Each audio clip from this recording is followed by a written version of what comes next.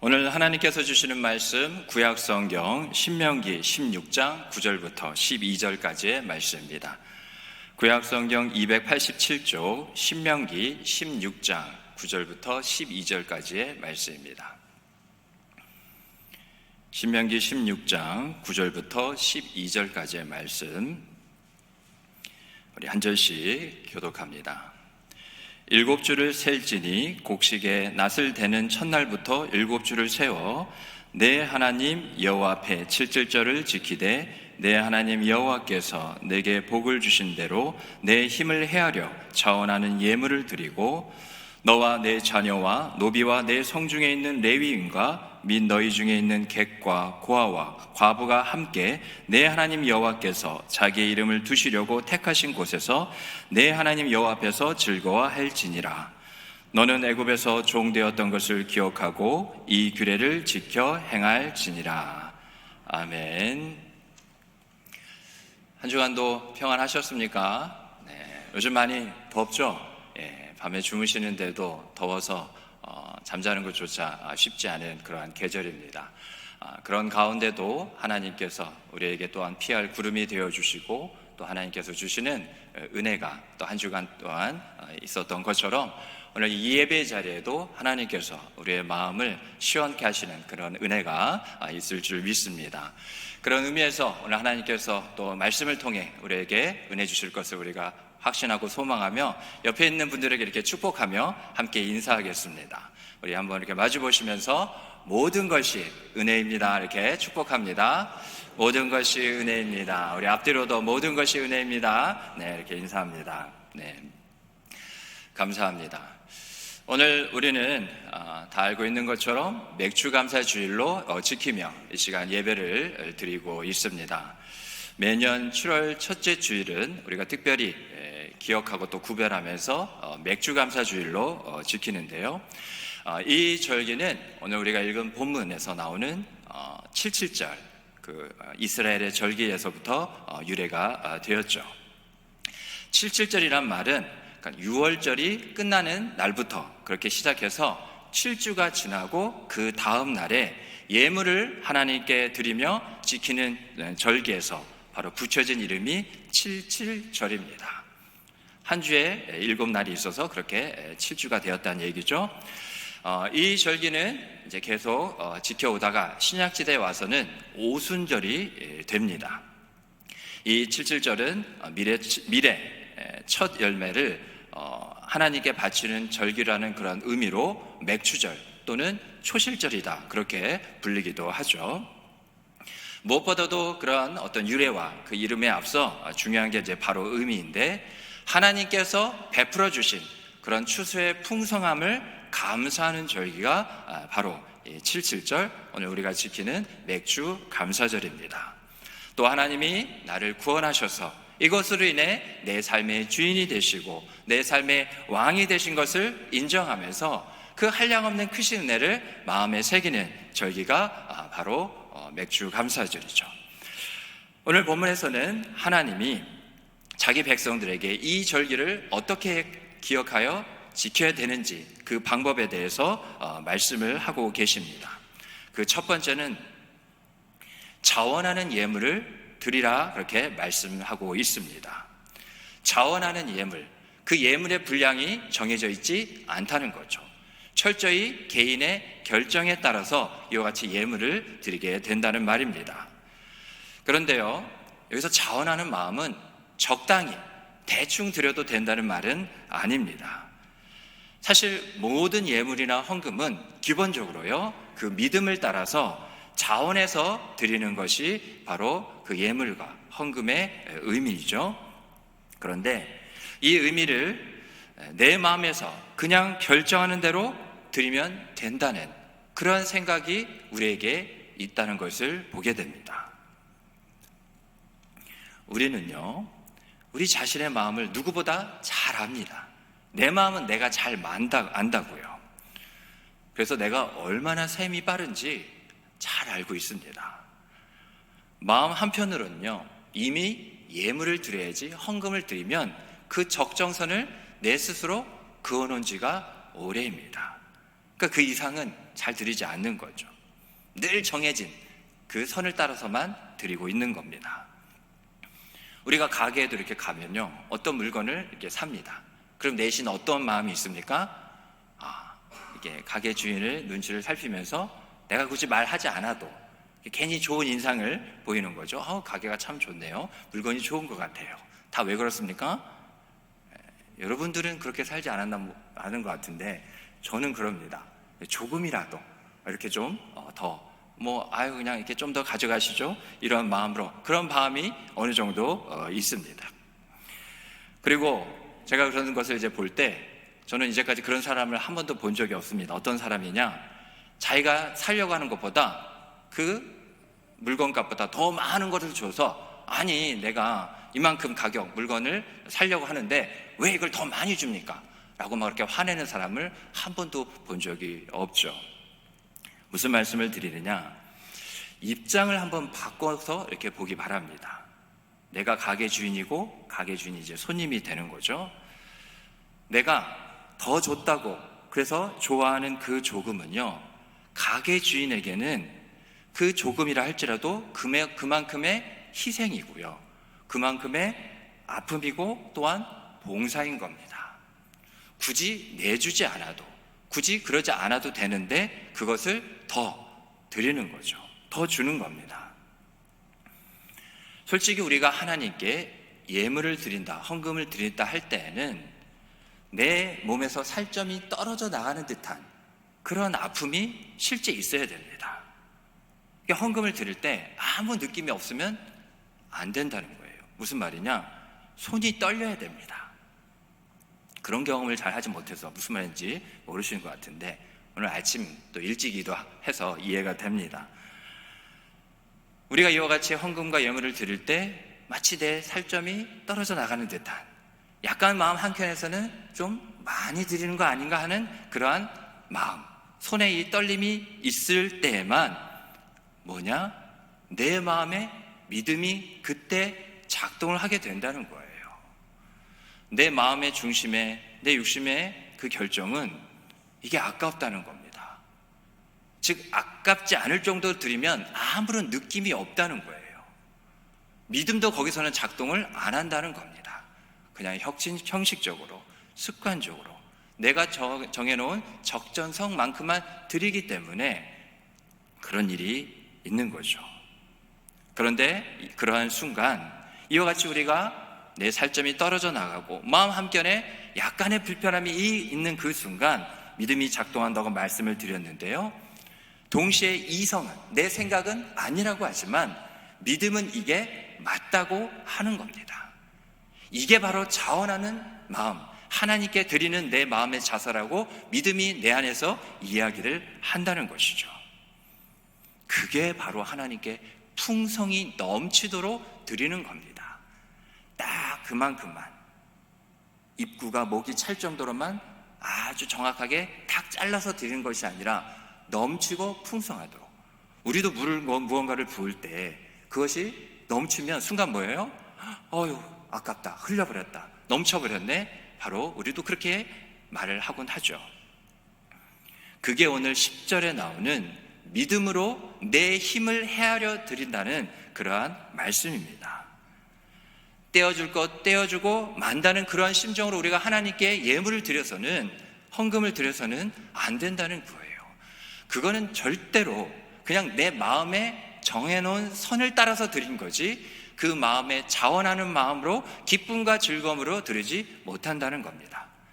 누가복음 6장 38절에 다음과 같이 기록이 되어 있는데요, 주라, 그리하면 너에게 줄 것이니 곧 후히되어 누르고 흔들어 넘치도록 하여 너희에게 안겨주리라. 잘 들으시기 바랍니다. 너희가 헤아리는 그 헤아림으로 너희도 헤아림을 도로 받을 것이니라. 아멘. 우리가 어떠한 마음으로, 어떤 셈법으로, 어떠한 헤함으로 하나님께 드리는지를 하나님께서 다 아신다는 거예요. 풍성히 드리는 자는 하나님께서 그 헤아림을 나도 헤아릴 것이기 때문에 풍성히 다시 은혜로 되돌려 주실 것이고, 이와 같이 억지로나 인색함으로 드리는 자에게는 하나님께서 그 헤아림을 따라서 주신다는 겁니다. 우리가 살면서요, 상대방이 이렇게 원하는 것을 줄 때가 있죠. 그럴 때 정말 힘든 게 뭐냐면 상대방이 그럽니다. 알아서 달라고. 그게 제일 힘듭니다. 왜냐? 차라리 정확한 기준, 뭐 얼마를 달라, 어떤 종류를 달라, 몇 개를 달라. 그러면 얼마나 우리도 정확히 주고 마음의 불편함도 없고, 그렇죠? 소위 말해서 깔끔하잖아요. 그런데도 하나님께서 명확한 기준이 아닌 자원하여 드리라고 하신 것은, 사실 주님 하나님은 그 기준을 명확히 말씀하셨습니다. 자원하는 대로라는, 우리가 그것을 제대로 이해하지 못할 뿐이지 하나님은 말씀을 통해서 늘 명확한 기준을 말씀하시는 분이에요. 그게 뭐냐? 내 믿음을 보겠다는 겁니다. 믿음이 없는 것이 아닌 이미 우리에게 믿음이 있기 때문에 자원하여 드리라는 그 말씀 속에는 하나님의 분명한 뜻과 기준이 우리에게 있는 거예요. 그러나 우리는 그 믿음을 따라서 드리지 않을 뿐, 자원한다는 말을 내 마음대로 그냥 알아서 금액을 또 분량을 결정해서 드리면 된다는 생각을 하는 것 뿐이지, 하나님은 질서의 하나님이에요. 대충 얼렁뚱땅 어렴풋하게 우리에게 말씀하시는 분이 아닙니다. 하나님은 우리에게 믿음을 주셨습니다. 그리고 우리가 그 믿음을 가지고 어떻게 하는지 늘 보시는 분이에요. 하나님은 지금도 우리의 믿음을 보고 계십니다. 하나님은 우리의 믿음에 큰 관심을 갖고 계시기 때문에 그래요. 우리가 이와 같이 새 생명을 얻은 것도 사망에서 생교로 옮겨져서 하나님의 자녀요 또 주의 거룩한 백성이 된 것, 그 믿음으로 말미암아 구원함을 이뤘고, 또 구원을 주님과 함께 성령의 일하신 가운데 오직 무엇을 따라요? 믿음을 따라 이뤄가고, 오직 믿음 하나 가지고 우리가 저 천국에 이르기 때문에 하나님이 오직 믿음에만 관심을 갖고 계신 것, 바로 이 이유 때문인 거죠. 그래서 하나님은 우리가 어떠한 마음의 태도로 예물을 드리는지 다 알고 계십니다. 7.7절을 지키는 이스라엘 백성은 소출을 공급해 주신 그 은혜에 대한 기쁨으로 하나님이 복을 주신 것에 대한 감사이며, 또 최고의 것으로 넉넉히 하나님께 예물을 드려야 했습니다. 뭐라고요? 넉넉히예요. 이때 하나님은 최고 수준의 예물이 아니라 최고의 것을 드리기까지 하나님을 사랑하는 우리의 마음의 자세를 보는 겁니다. 분량이 아니라고요. 그러려면 하나님께서 뭐하러 주셨습니까? 우리 마음 가운데는 이거 괜히 줬다가 뺏으시는 거 아니야? 아니라고요. 내가 너에게 준 것 가운데 다시 그 마음을 이와 같이 하나님은 받으시는 거죠. 고린도후서 8장 12절 말씀에 보면 뭐라 기록이 되어 있느냐? 할 마음만 있다면 있는 대로 받으실 터이요 없는 것은 받지 아니하시리라. 우리가 예물 드렸다고 하나님께서 다 받으셨다는 착각 버려야 됩니다. 하나님은 우리의 중심을 보시는 분이에요. 네가 어떠한 마음으로 이것을 드리는지 하나님이 이와 같이 다 헤아리시고 그 마음을 받으시는 거예요. 하나님은 우리가 드리는 예물 그거 없어서 못 사시는 분 아니잖아요.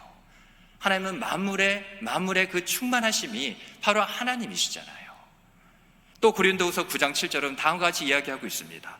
각각 그 마음에 정한 대로 할 것이요 인색함으로나 억지로 할지 말지니 하나님은요 즐겨내는 자를 사랑하시느니라. 우리가 예물을 드림을 통해 우리는 하나님의 사랑을 얻는 겁니다. 내가 이와 같이 소중히 여기는 것, 내가 힘써서 노력해서 애써서 땀 흘려서 얻은 것, 왜 하나님께서 이와 같이 가져가시나가 아니라 그 마음을 우리가 하나님께 드림으로 우리는 더 그 드린 것보다 더 크신 하나님의 사랑을 우리가 이와 같이 받게 된다는 거죠. 그래서 예물 헌금을 드릴 때는 믿음으로 드리는 그 우리의 마음의 꿈틀거림, 그 역사를 우리가 느낄 뿐더러 그 예물을 드리는 순간 이와 같이 마음 한편에는 살점이 떨어져 나가고 아픔과 이와 같이 우리 마음에 아까운 그런 마음이 있다고 말씀을 드렸지만 왜 그것이 기쁨과 즐거움으로 순간 변하고 바뀌게 되느냐? 하나님의 그 사랑을 그 순간 느끼기 때문이라는 거예요. 그 그 모든 안타까움과 그 아까움과 살점이 떨어져 나간 같은 그 아픔은요, 바로 기쁨과 즐거움과 더 나아가 감사로 변하게 된 줄 믿으시기를 주의 이름으로 축복합니다. 그래서 예물을 드릴 때뿐만 아니라 예물 드리고 난 이후에 더 큰 감사가 있는 거예요. 왜요? 하나님은 작은 것에 충성한 자에게 더 큰 것을 맡기시는 분입니다.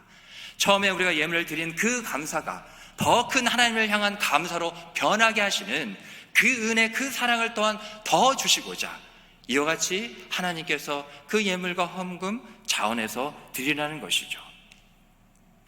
다시 말씀드리지만 하나님은 얼마가 되었든지 간에 우리의 마음이 담겨지지 않은 것은 받지 않으시는 분이에요. 모든 것은 다 하나님의 것인 줄 믿으시기 바랍니다.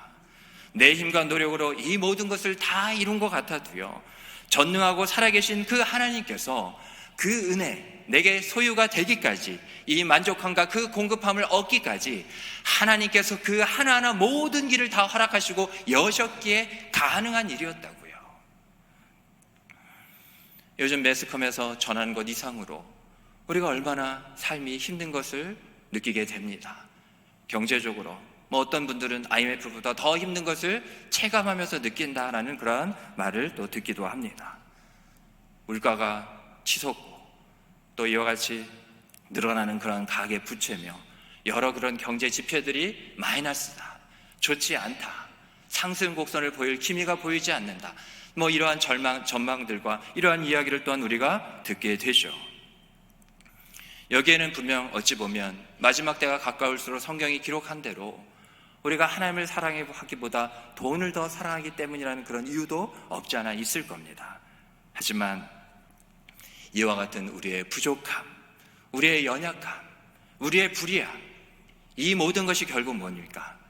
하나님보다 더 사랑하는 그것들을 우리가 사랑하겠기에 그런 것이 있음에도 불구하고요, 하나님은 오늘에 이르기까지 그럼에도 불구하고 우리를 오직 하나님의 은혜로 살게 해주신 줄 믿으시기 바랍니다. 여러분, 우리가 아까 괜히 축복의 인사를 그냥 나눈 것이 아닙니다. 모든 것은 하나님의 은혜입니다. 은혜라는 건 값없이 거저 주시는 선물이에요. 어느 것 하나 은혜 아닌 게 없습니다. 내 마음 한편에는 나는 아직 충분한 은혜를 받지 못했는데, 나는 아직 부족해, 나는 아직 목마름이 있어 한다 할지라도 지금에 이르기까지는 그냥 된 줄 아십니까? 거저 된 줄 아십니까? 그것이 우연이었습니까? 아닙니다. 하나님은 지금도 계속 우리에게 그 은혜를 붓고 계신 거예요. 지금의 내 시점이 내가 만족스럽지 못하고 돼서 그것이 끝이 아니라는 겁니다. 그것이 하나님의 은혜의 마지막이 아니라는 거예요. 어떤 것들은 내가 받으려고 하지 않았던 것들도, 쉽게 말하면 구하지 않았던 것들도 내 가운데 나를 먼저 아시게 나의 형편과 상황을 늘 살피시는 분이기에 채워주신 은혜가 더 많다는 것을 우리는 기억해야 될 줄 압니다. 다시 본문으로 돌아와서 두 번째 절기를 지키는 그 방법에 대해서 하나님께서 말씀을 하셨는데요, 11절을 보면 바로 그것은 하나님 앞에서 즐거워하는 것이었습니다. 하나님을 즐거워하는 것은 저 여러분 우리 성도의 역할이며 하나님의 자녀의 백성된 우리가 마땅히 해야 할 일들이죠. 그런데 오늘 본문은 특별히 한 가지를 덧붙이고 있습니다. 그게 뭐냐? 우리가 즐거워해야 하긴 하는데 그 위치가 어디냐는 것이죠. 하나님 앞에서 즐거워하는 겁니다. 내가 즐거워하고 내가 좋아할 만한 그곳에서가 아니라 하나님 앞에서, 내가 지금이 하나님 앞이 아니라면 하나님 앞에 나와서 우리는 즐거워해야 하는 것이죠. 성경을 보면요, 하나님 앞이라는 곳이 어떠한 곳이냐? 하나님을 인정하는 곳이 바로 하나님 앞입니다. 뿐만 아니라 우리가 하나님부터 인정을 받는 곳이 바로 이 하나님 앞이에요. 하나님 앞에서 하나님께 순종함으로 하나님을 인정하고 또 그러한 순종을 따라서 하나님의 자녀, 나의 자녀구나, 나의 백성이구나, 그렇게 인정받는 자리입니다. 이와 같은 의미가 있기에 복의 근원이 되신 하나님 앞에 나아가며 그 하나님을 인정하고 또 이와 같이 하나님께 인정을 받기에 하나님 앞은 바로 복된 자리, 맞습니다. 어떠한 형편에 어떠한 상황 가운데 있든지 간에 하나님 앞, 바로 그것만이 유일한 나를 복되게 하는 자리라는 거죠. 그러기에 시편 기자는 다음과 같이 고백을 했습니다. 시편 35편 9절 말씀을 보면 내 영혼이 여호와를 즐거워하며 그의 구원을 기뻐하리로다. 아멘. 무슨 말씀입니까? 내 영혼의 즐거움의 대상은 누구냐? 바로 하나님 한 분이라는 겁니다. 내가 무언가를 얻어서 힘들게 그것을 이뤄서 또 우연찮게 그것을 내가 가질 수 있어서 어떤 위치에 다다랐기 때문에 내가 그것 때문에 그것이 이유가 돼서 즐거워하는 것이 아니라 이와 같이 하나님이 내 즐거움의 대상, 이유며 목적이라는 것이죠. 근데 우리는 여기서 그냥 당연하다게 여기면 안 됩니다. 나는 하나님께서 주신 것 때문에 즐거워합니까? 아니면 하나님 한 분 자신을 즐거워합니까? 하박국 말씀을 보면 우리가 잘 아는 말씀 9절이 있죠. 내 논밭에 소출이 없어도 외양간에 이와 같이 양떼와 소떼가 우리의 소떼가 없다 한다 할지라도 하박국 선지자는 뭐라고 고백했습니까? 나는 여호와로 인하여 기뻐하며 그 구원을 인하여 구원 때문에 즐거워하리로다. 세상 사람은 즐거울 만한 그런 이유와 또 그러한 대상이 눈에 보이는 것이 있어야 즐거워하는 게 맞습니다. 그렇지 않고 막 웃고 다니면 미친놈이라고 하죠. 그런데 우리는 그런 자들이 아닙니다. 우리는 뭔가를 얻어서 심지어 우리가 믿음과 신앙생활을 잘 했기 때문에 하나님께서 주신 것으로 여기는 그것 때문에 우리는 즐거워하는 자가 아니라는 거예요. 우리의 인생은 더 이상 있고 없고가 우리의 즐거움이 아닌 그런 삶이 되었다는 겁니다. 있고 없고가 내 즐거움의 기준이 되면요, 있으면 즐겁죠. 그러면 없으면요 즐겁지 않습니다. 고통스러워요. 남들이 가진 것이 눈에 들어옵니다. 괴롭다고요. 나는 없는데 왜 저 사람은 있는가? 예수 괜히 믿은 거 아니야? 우리는 있고 없고의 즐거움으로 살아가는 사람들이 아닙니다. 있다가도 없고 없다고도 있는 분이 아닌 영원하시고 우리와 함께 하시는, 그래서 모든 상황 가운데 우리를 구원하기를 기뻐하시는 그 하나님이 우리의 즐거움이 되어야 된다는 거예요. 그렇지 않다면 우리가 그 어떠한 것보다도 바로 이것을 회개해야 되지 않겠는지요. 내가 주님을 알지만 그 은혜를 듣고 그 말씀을 들었지만 주님, 나는 여전히 왜 주님이 주신 것만을 가지고 즐거워하는 인생입니까? 그것과 상관없이 그리 아니하실지라도 하나님 한 분만을 즐거워하는, 기뻐하는 그 인생, 다시금 내게 이 은혜를 회복시켜 달라고 우리가 정말 자복하고 통회하며 회개하며 나가야 되지 않을런지요. 이스라엘 백성들도 7절을 지킬 때 11절 말씀처럼 자기 자신뿐만 아니라 이와 같이 하나님이 주신 그 은혜가, 그 기쁨이 나로 끝나지 않고 공동체로 흘러가기 때문에 자녀나 노비나 성중에 있는 레위인, 같이 있는 객과 고아와 가부 등과 함께 지켰습니다. 우리도 각자 집에서 맥주 감사절을 지키지 않고 오늘 교회로 나와서 이와 같이 기념하여 지키는 이유도 바로 이 구절, 이 말씀 때문에 그런 거예요. 함께 즐거워하라는 그 말씀 때문에 그렇습니다. 우리는 감사함으로 하나님 앞에 나아갑니다. 그 감사가 즐거움이 되는 거예요. 그래서 우리는 외롭고 힘든 이 세상 속에서 우리에게, 바로 나에게 이 가족과 교회를 주신 것에 대해서 감사해야 됩니다. 이미 주셨다고, 이미 내게 있는 것들이라고 더 이상 감사의 제목이 되지 않는 것이 아니라 늘 감사의 시작과 첫 번째는 이와 같이 하나님이고, 그 다음은 하나님이 내게 주시고 하나님이 늘 거기에 거하시는 가족과 교회가 되어야 한다는 것이죠. 어느덧 벌써 7월 우리가 첫째 주를 맞이했습니다. 2023년 우리가 새해 하나님을 향하여 뜻을 품은 것과 또 우리가 기도했던 그 소망들, 벌써 6개월 그 절반이 지나가 버렸어요. 그 6개월이라는 시간 동안에 사랑하는 나의 남편, 아내, 그리고 우리의 자녀들, 바로 이러한 주님의 사랑이 있었기에 우리가 있을 수 있었고 나도 있을 수 있었다는 것을 꼭 기억하시기 바랍니다. 나 혼자만의 6개월이 아니었다고요. 함께 하였던 그러한 6개월이었습니다. 바로 이런 사랑들이 하나님의 은혜라는 거예요. 아직 우리의 계획이 다 이루어지지 않은 것들 있죠. 계속해서 노력했는데 안 되는 것들 있죠. 그러면 하나님의 은혜가 없었던 6개월? 아니라는 겁니다.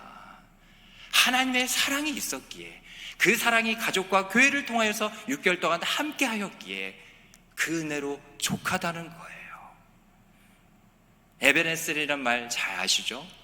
하나님께서 여기까지 우리를 도우셨다는 그런 말입니다. 제가 하나님을 생각할 때마다 하나님이 그러한 분이시기에 참 좋아하는 바로 이 말이, 이 단어가 바로 에베네셀인데요. 여기까지 도우셨던 에베네셀의 하나님은 나의 가족과 함께 하셨습니다. 뿐만 아니라 에베네셀의 하나님은 우리 교회 공동체, 신앙 공동체를 통해서도 일하셨어요. 나를 도우셨습니다. 우리 오이코스들의 서로를 향한 관심과 그 사랑과 가장 컸던 그 도움의 손길들, 그러나 무엇보다도 우리가 빠뜨릴 수 없는 것은 우리 오이코스들의 나를 향한, 우리를 향한 기도가 있었습니다. 나는 모를 수 있어요. 집사님, 내가 오늘 지금 집사님을 위해서 기도합니다. 전화 끊고 우리가 이렇게 기도하고 있구나, 그런 소식 들은 적 없지만 하나님의 그 사랑과 계획하신 가운데 우리를 도우시기 위해, 그 은혜로 함께 하시기 위해 우리가 다 알지 못하는 나를 향한, 우리를 향한 기도가 있었다고요. 그래서 우리가 이렇게 옆을 바라보면서 서로 축복하겠습니다. 싫으세요? 옆을 바라보시다니까요. 네, 옆을 바라보시면서 이렇게 축복하겠습니다. 하나님의 은혜의 손길이셨군요. 축복합니다. 하나님의 은혜의 손길이었군요. 맞아요. 하나님의 은혜의 손길이었습니다. 11절 중반에 있는 내 하나님 여호와께서 자기의 이름을 두시려고 택하신 곳이라는 그 구절이 보이시죠? 이게 바로 우리의 가족과 우리의 교회입니다. 내 이름을 내가 너의 가족에게, 너의 교회에게 두기를 원하셔서 내가 택한 가족이며 택한 교회, 내가 너를 위하여 이와 같이 허락하고 이와 같이 내가 나의 사랑을 느끼게 하는 그런 가족과 교회였다는 겁니다. 성경에서 하나님께서 친히 자기의 이름을 두시는 곳은 딱 한 군데예요. 하나님의 성전이었습니다. 그런데 이것은 건물만을 지칭하는 것은 아니었어요. 우리가 하나님의 이름으로 모이는 곳이 성전입니다. 그래서 하나님의 이름이 거기에 드러나잖아요. 그게 바로 하나님이 거하시는 곳, 바로 우리의 가정과 교회라는 이야기죠. 하나님은 내 안에 하나님이라는 그 거룩한 이름으로 계시기를 원하십니다. 하나님은 나의 형상대로 지은 그 중심에 거하기를 원하셔요. 그래서 바울은 다음과 같이 말하고 있습니다.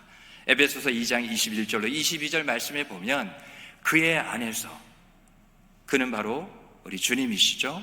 건물마다 서로 연결하여 주 안에서 성전이 되어가고 너희도 성령 안에서 하나님이 거하실 처소가 되기 위하여 그리스도 예수 안에서 함께 지어져 가느니라.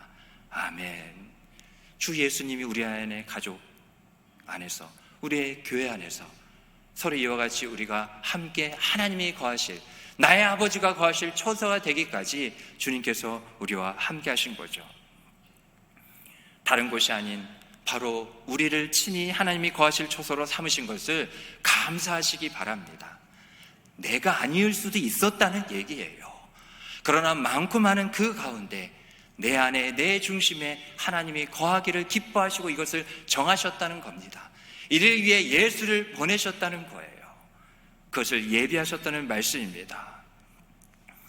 우리를 사랑하심으로 내 안에서 나와 함께 하셔서 그 사랑을 하나님은 증거로 나타내 보이셨다고요.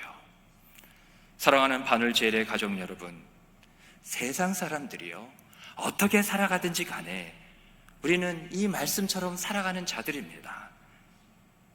하나님이 나를 얼마나 사랑하시는지요. 하나님은 정말 나를 사랑하시는 분입니다. 하나님은요, 내가 생각할 수 없을 정도로, 내가 상상할 수 없을 정도로 나를 사랑하십니다. 그리고 끝까지 그렇게 사랑하시는 분이에요. 스바냐 3장 17절 말씀이 증거하고 있잖아요. 우리 같이 한번 읽어보겠습니다. 시작. 너의 하나님 여호와가 너의 가운데 계시니 그는 구원을 베푸실 전능자이시라. 그가 너로 말미암아 기쁨을 이기지 못하시며 너를 잠잠히 사랑하시며 너로 말미암아 즐거이 부르며 기뻐하시리라 하리라. 아멘.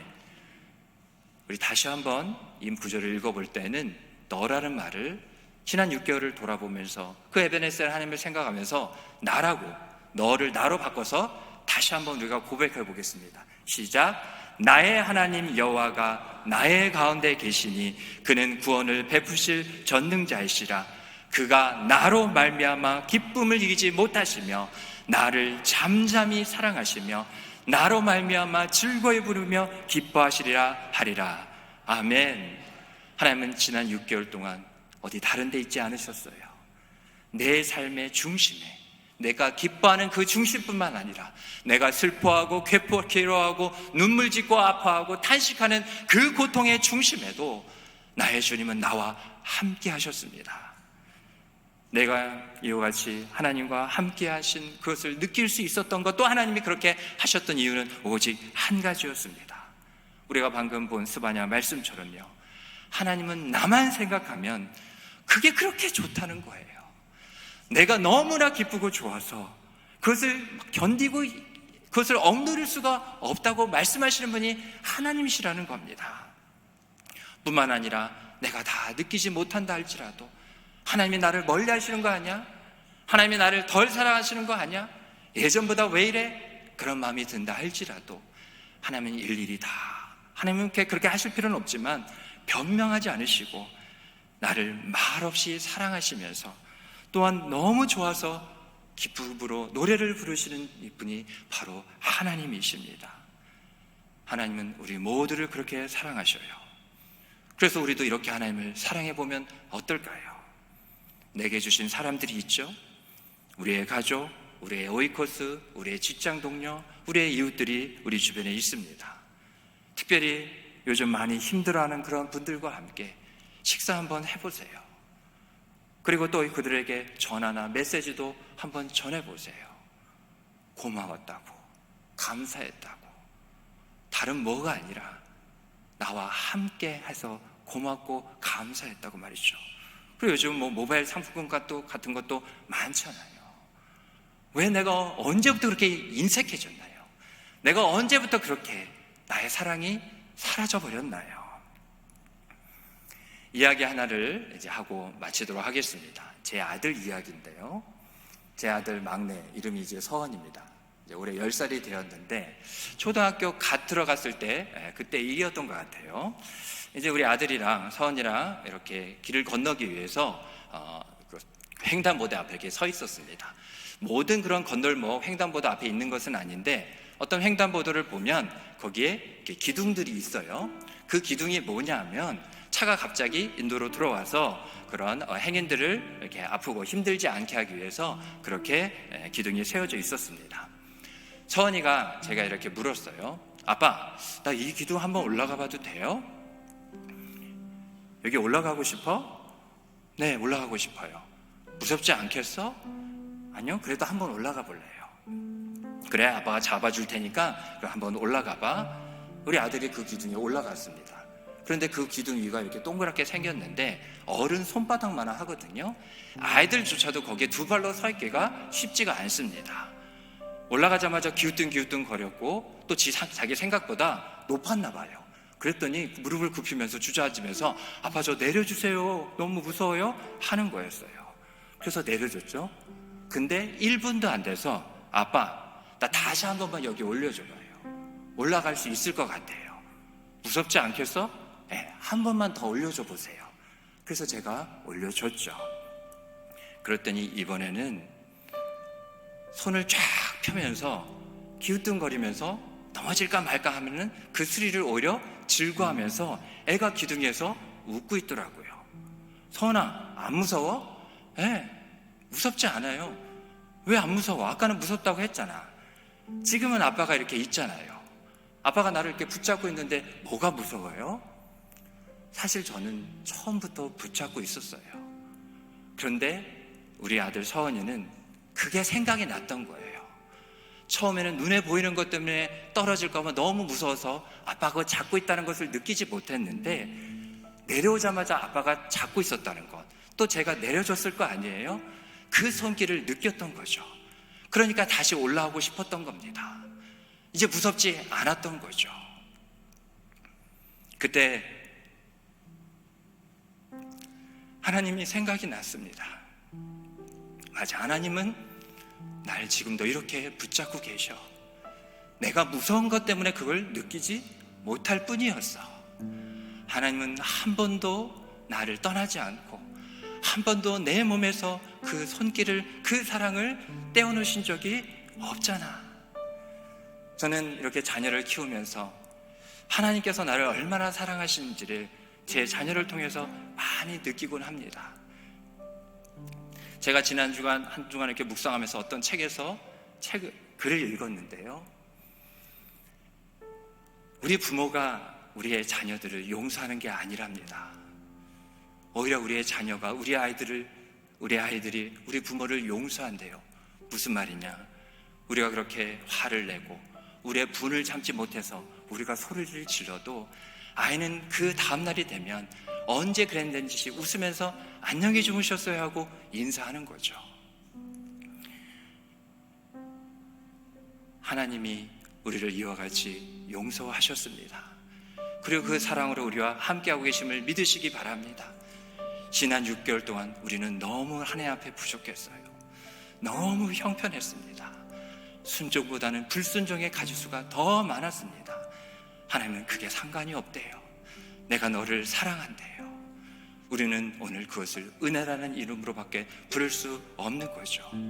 그래서 우리가 그 은혜를 생각하면서 이 시간 우리 함께 이 찬양을 드리기를 원합니다. 은혜라는 찬양인데 하나님께서 주신 은혜를 생각하면서 우리 함께 이 찬양 드리겠습니다.